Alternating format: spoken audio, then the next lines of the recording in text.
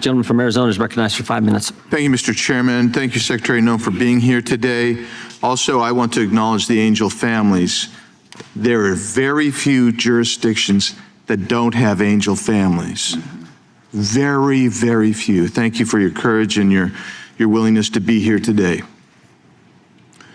I am grateful that the ranking member at least knows, Secretary Noem, that under your jurisdiction, there's the Coast Guard, there's FEMA, and a whole host of other agencies, TSA being one. He listed some of them. He's chosen not to fund them. How outrageous is that? How outrageous? So, Secretary Noem, before I turn to my questions, I want to establish the insanity of what sanctuary jurisdictions are doing and why it matters. And by the way, I'll just say, Mr. Chairman, on the CDL issue, I have a bill 7200. I'd love to bring that in because it would require states do e-verify before they grant a CDL. We might save some more lives. Let's start with ICE immigration detainers. From October 2022 through February 2025, state and local jails declined more than 25,000 ICE detainers. In more than 1,400 additional cases, they failed to provide proper notice before releasing an alien from custody. That's not symbolic resistance. That's operational non-cooperation. It undermines federal law. It increases the risk to law enforcement. It increases the risk to the person arrested even. And it results in the release of removable criminal aliens back into American communities. This administration, the Trump administration, the Noem administration, is enforcing the tools Congress provided. We expect cooperation, not obstruction. The consequences are not hypothetical. ICE data from FY 2025 shows that sanctuary jurisdictions released offenders with homicide charges or convictions, and I'm going to highlight just several examples. Rami Jalal Naisan, an Iraqi national with 28 arrests. Chicago ignored 3 ICE detainers. 15 of his arrests occurred after the first detainer was issued. Waldemar Zibik, a Polish national convicted of attempted murder after stabbing his wife and daughter, was released despite an ICE detainer. Alexander Pascual Pedro, arrested for aggravated criminal sexual abuse of a child, released despite a detainer, later convicted of solicitation to meet a child, and then arrested again for domestic violence. Ismael Gomez Urzua, deported 4 times, 3 detainers ignored despite arrest for narcotics, fleeing police, and weapons violations. Dennis Humberto Navarrete Romero, an illegal immigrant, was arrested for many crimes but released into the community repeatedly. He went on to allegedly rape a woman on a trail in Fairfax County. Abraham Gonzalez, Venezuelan gang member, arrested in Denver for aggravated assault, motor vehicle theft, and felony menacing. Denver gave ICE only 1 hour's notice before forcing officers to arrest him in a public parking lot where an officer was assaulted. Those aren't policy disagreements.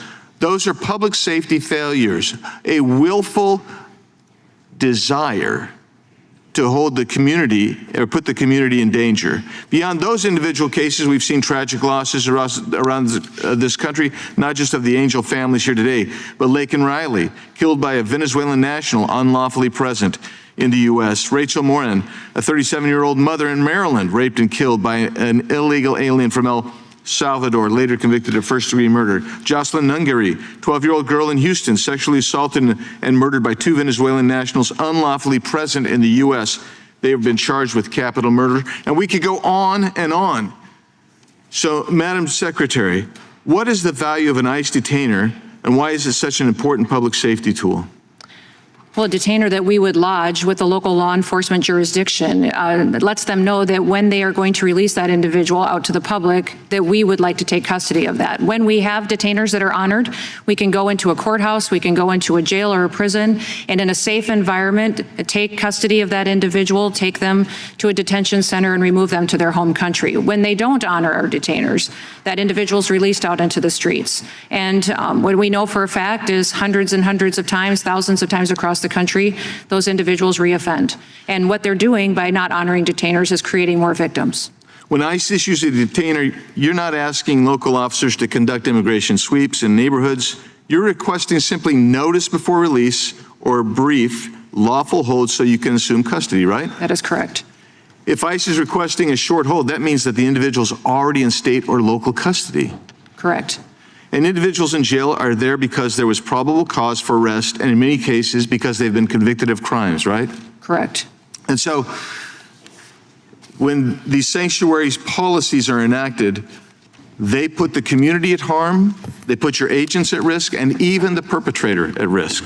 And Mr. Chairman, I'll yield back, but I have some UC requests. Gentleman's recognized for UC. Thank you.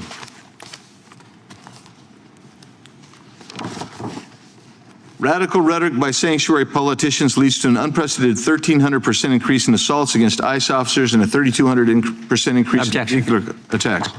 Which sanctuary jurisdictions have released the most criminals? Objection. Virginia Governor Spanberger faces blowback after releasing illegal immigrant who stabbed a woman to death. Objection. Spanberger urged to cooperate with ICE after alleged killing by illegal immigrant. Objection. Sanctuary cities pose an unacceptable risk to public safety. Objection.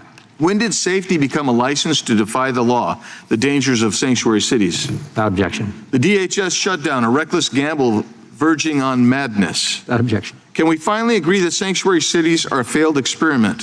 Without objection. The not so fine line between sanctuary and threat. Without objection. DHS funding remains in limbo as GOP lawmakers warn of retaliatory terror attacks. Without objection.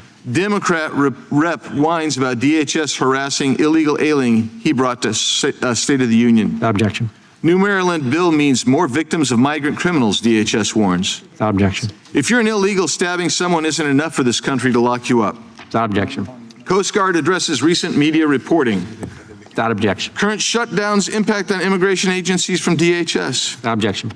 U.S. ICE examples of egregious criminal aliens released into Illinois. Without objection. The Independent police arrest and charge Rafael Govia Romero. Without objection, I think the gentleman may set a record here. Yeah. He has set a record. February 18th, 2026, response to Representative Gosar's letter from Secretary Noem. Without objection. Another response from Secretary Noem dated February 4th, 2026 to Gosar. Without objection. And also finally, DHS OIG highlights covert testing of TSA's checkpoint security screening effectiveness. Without objection. Thank you. Yield back. Gentleman yields back.